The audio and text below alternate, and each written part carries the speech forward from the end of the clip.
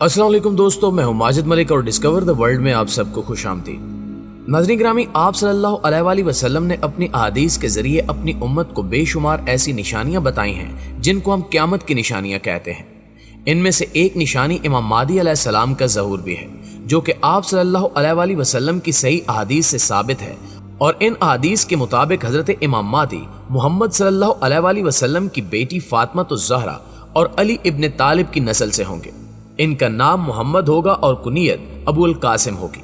वो अभी पैदा नहीं हुए, मगर पैदा होने के बाद वो बाकायदा हजरत ईसा अलैहिस्सलाम के साथ मिलकर कुफार व मुशरिकीन से जंग करेंगे और एक इस्लामी हुकूमत कायम करेंगे।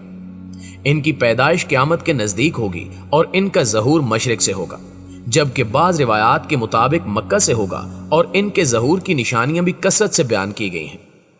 नाज़रीन ग्रामी, इमाम महदी अलैहिस्सलाम की आमद की पहली निशानी ये होगी कि इनके पास हजूर अकरम सल्लल्लाहु अलैहि वसल्लम की कमीज मुबारक और झंडा होगा, जिससे इनकी शनाख्त हो सकेगी।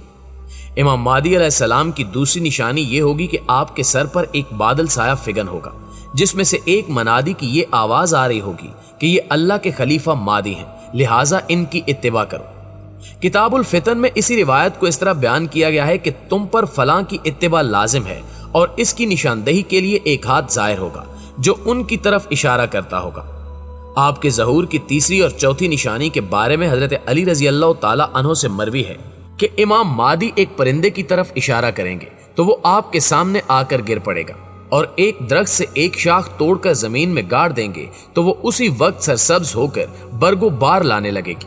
सैयद बरजंजी रहमतुल्लाह अलैह फरमाते हैं कि इमाम महदी का जब ज़हूर होगा तो उनसे निशानी मांगी जाएगी, जिस पर आप फिजा में उड़ते हुए एक परिंदे की तरफ इशारा करेंगे तो वो इनके सामने आ गिरेगा। इमाम महदी अलैहिस्सलाम की एक निशानी ये भी होगी कि आसमान से एक मनादी इनके नाम को लेकर लोगों को इनके साथ मिलने और इनकी मदद के लिए उभारेगा, जबकि जमीन सोने के सतूनों की तरह अपने जिगर के टुकड़े बाहर निकाल देगी। हजरत अब्दुल्ला बिन मसूद रजी अल्लाह ताला अन्हु फरमाते हैं कि यह दीन मुकम्मल हो चुका और अब यह नुकसान की तरफ जाएगा, जिसकी अलामत यह होगी कि कता रहमी, लोगों का माल नाहक लेना और खून बहाना आम हो जाएगा। कराबतदार बीमार होगा लेकिन कोई इसकी अयादत करने ना चाहेगा। साइल बार बार चक्कर लगाएगा लेकिन कोई इसके हाथ पर कुछ न रखेगा। इस दौरान जमीन से गाय की आवाज की तरह आवाज निकलेगी।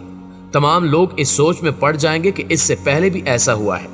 इसी दौरान जमीन अपने जिगर के टुकड़े यानी सोने चांदी के सतून बाहर निकाल फेंकेगी, लेकिन अब ये सोना चांदी किसी को कुछ नफा नहीं देगा।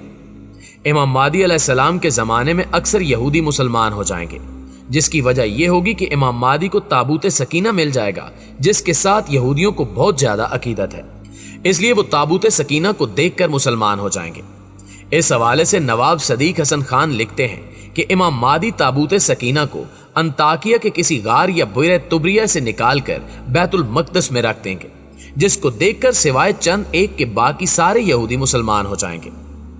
दोस्तों, इसी तरह रिवायात में यह भी मिलता है कि जब इमाम महदी अलैहिस्सलाम का ज़हूर होगा और आप खाना काबा में लोगों से बैत लेंगे तो खित्ते अरब के बेशुमार लोग आपकी फौज में दाखिल हो जाएंगे, जिसके बाद आप खाना काबा में दफन खजाने को निकालकर मुसलमानों में तकसीम कर देंगे। इस खजाने को रताजुल काबा कहा जाता है और उलमाए कराम के मुताबिक आप इतने सखी होंगे कि आप फरमाएंगे कि जितना कुछ जिससे उठाया जा सकता है वो ले जाए। हजरत इमाम महदी अलैहिस्सलाम की शनाख्त के लिए एक अलामत यह भी होगी कि इनसे लड़ने के लिए एक लश्कर रवाना होगा, और जब वो लश्कर मक्का और मदीना के दरमियान पहुंचेगा तो इस पूरे लश्कर को जमीन में धंसा दिया जाएगा। ये लश्कर सुफियानी का होगा, जो अबू सुफियान अलैहिस्सलाम की औलाद में से एक उम्वी शख्स होगा, जिससे इस्लाम और मुसलमानों को सख्त तकालीफ का सामना करना पड़ेगा।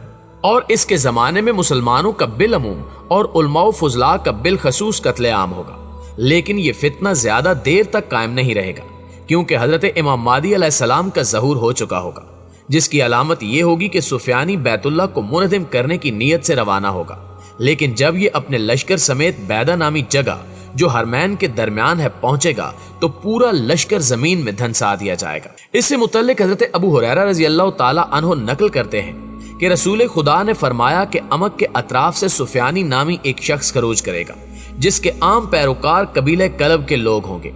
ये जंग करेगा, यहाँ तक कि औरतों के पेट चाक करेगा और बच्चों तक को कत्ल कर देगा اور اس کے مقابلے کے لیے قبیلہ قیس کے لوگ جمع ہوں گے۔ سفیانی ان سے بھی جنگ کرے گا اور کثرت سے لوگوں کا قتل کرے گا، یہاں تک کہ مقتولین سے کوئی وادی خالی نہ بچے گی۔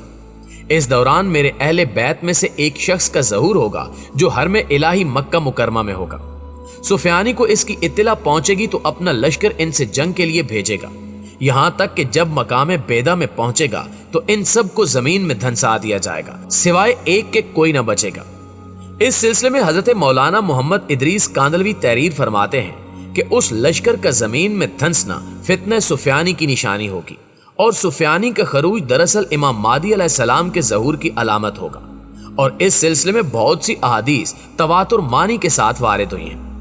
اس پورے لشکر میں سے صرف ایک شخص زندہ بچے گا جو لوگوں کو آ کر لشکر کے زمین میں دھنس جانے کی خبر دے گا۔ چنانچہ حضرت کاندلوی ہی تحریر فرماتے ہیں کہ ان لوگوں میں سے صرف ایک ہی مخبر زندہ بچے گا، اور صرف یہی نہیں کہ امام مہدی کے ظہور سے قبل صرف سفیانی کا خروج ہوگا، بلکہ بہت سے اور لوگ بھی خروج کریں گے۔ چنانچہ کچھ لوگ مصر سے خروج کریں گے، کچھ مغربی جانب سے اور کچھ جزیرۃ العرب سے۔ گویا اس وقت ساری دنیا کے مسلمانوں کو صفحہ ہستی سے مٹانے کے لیے کفر پوری قوت سے مسلمانوں کے ساتھ نبرد آزما ہوگا، اور چہار اطراف سے مرکز عالم اور مرکز اسلام خانہ کعبہ پر حملے کی تیاریاں شروع ہو جائیں گی، اور اس کے کچھ ہی عرصے بعد امام مہدی علیہ السلام کا ظہور ہو جائے گا۔ ناظرین گرامی، حضرت امام مہدی کے ظہور کی نشانیوں میں سے ایک نشانی یہ بھی ہے کہ عنقریب آسمان سے خوفناک دھماکے کی آواز آئے گی، اور یہ آواز اس قدر ہولناک ہوگی کہ پوری انسانیت لرز کر رہ جائے گی۔ اور روایات میں ملتا ہے کہ جب تم اس زمانے کو پاؤ تو اگلے زمانے کے لیے اشیاء خورد و نوش جمع کر کے اپنے گھروں میں قید ہو جاؤ۔ کتاب الفتن میں خالد بن مدان سے روایت ہے کہ جب تم مشرق کی طرف آگ کا ستون دیکھو تو کھانے پینے کی چیزیں رکھ لینا، کیونکہ وہ قحط اور بھوک کا سال ہوگا۔ اسی طرح کتاب الفتن میں ایک اور روایت بھی ملتی ہے جس کے مطابق عنقریب آسمان سے ایک آگ کا ستون ظاہر ہوگا جو مشرق سے نکلے گا، اور یہ ایک نشانی ہوگی جسے تمام زمین والے دیکھیں گے۔ پس جو شخص اس کو پائے تو وہ اپنے اہل خانہ کے لیے 1 سال کی خوراک تیار کر لے۔ اس کے علاوہ اسی طرح ہی ایک روایت میں رمضان کا ذکر ہے کہ کسی رمضان میں آسمان سے خوفناک آواز سنائی دے گی جو بڑے فتنوں کی نقیب ہوگی، اور اس کے کچھ عرصہ بعد ہی امام مہدی علیہ السلام کا ظہور ہو جائے گا۔ دوستو، اب اگر لبنان اور شام وغیرہ کے حالات کو دیکھا جائے تو وہاں حالات اس قدر خراب ہو چکے ہیں کہ ہر روز دھماکوں کی آوازیں سنائی دیتی ہیں، اور پوری دنیا اس منظر کو اپنی آنکھوں سے دیکھتی ہے۔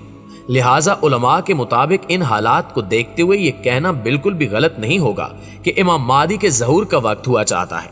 اور اس کے علاوہ اگر احادیث پر غور کریں تو مشرق وسطیٰ کے زوال کا آغاز ملک شام سے شروع ہوا، لیکن شاید عرب حکمران یا تو یہود و نصارہ کی چال سمجھ ہی نہ سکے یا بے رخی اختیار کی۔ لیکن وجہ جو بھی ہو، سرکار دو عالم صلی اللہ علیہ وآلہ وسلم کی بتائی ہوئی علامات کو ظاہر ہونا ہی تھا۔ حدیث پاک میں ارشاد ہے کہ رسول اللہ صلی اللہ علیہ وآلہ وسلم نے فرمایا کہ جب اہل شام تباہی و بربادی کا شکار ہو جائیں تو پھر تم میں سے کوئی خیر باقی نہ رہے گی۔ لہٰذا دوستو، اگر ملک شام ایسے ہی برباد ہوتا رہا تو پوری امت مسلمہ کی بھی خیر نہیں ہے، اور عنقریب امام مہدی علیہ السلام کا ظہور ہو ہی جائے گا۔ دعا ہے کہ اللہ تعالی ہر انسان کو دین کو سمجھنے اور اس پر مکمل طور پر عمل کرنے کی توفیق عطا فرمائے۔ آمین ثم آمین۔